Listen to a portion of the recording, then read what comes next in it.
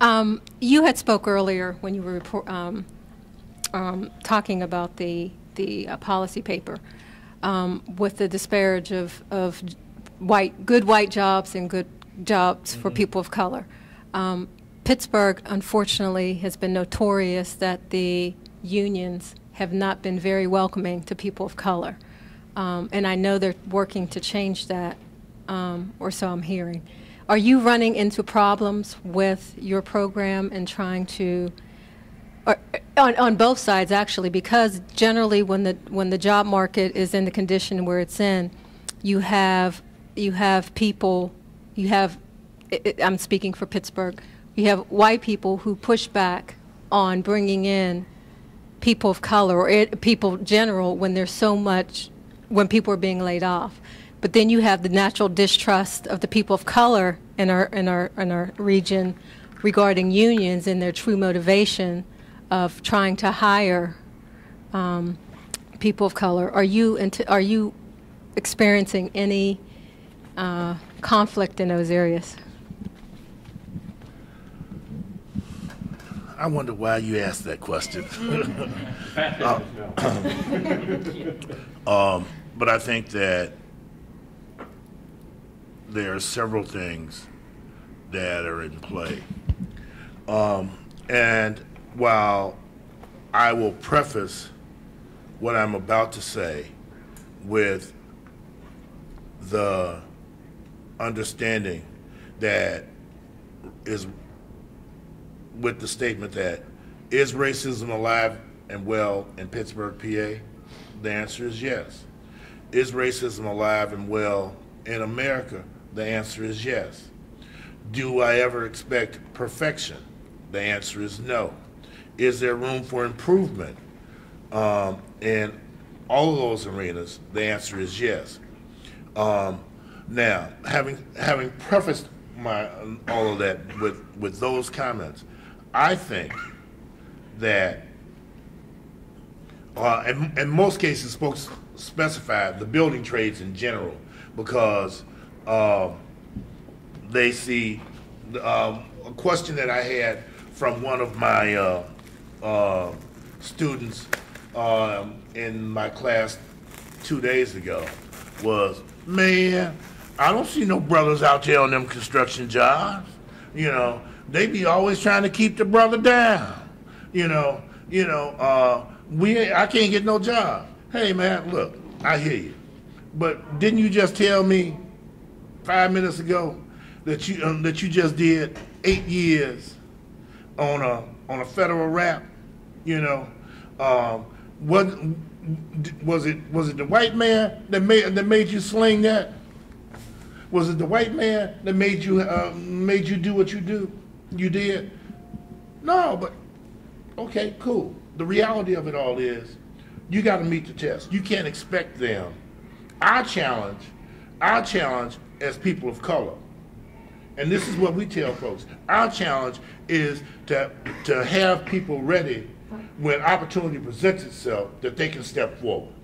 If we expect them to lower the rules, to lessen the rules, then we're making a mistake. Because if you're a 1/16 of an inch off at the base of a building, when you get 10 feet up, imagine how far off you are. When I built my house right there on Webster Avenue, I told my contractor that, hey man, that window is 6 inches off. When just the first floor was built, that window's 6 inches off. And he told me, you don't know what you're talking about. I told him, man, look, I'm telling you, go back and look at your prints, that window's 6 inches off. When you go on and build a second floor and that window's 6 inches off, I'm gonna make you go back and tear all that stuff out and redo it.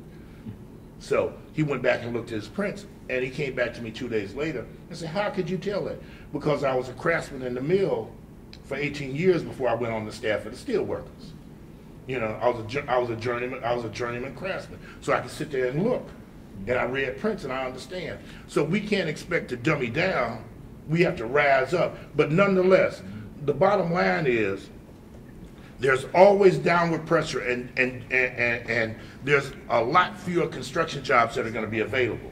I've been meeting with the building trades in general over the last year, talking about this issue, and we're moving forward. There's recognition that there has to be additional opportunities.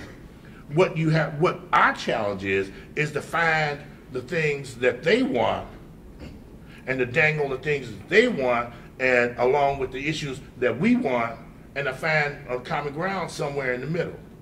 I don't ever expect those kinds of issues, because just like I would want my son to have an opportunity in my craft, they feel the same way.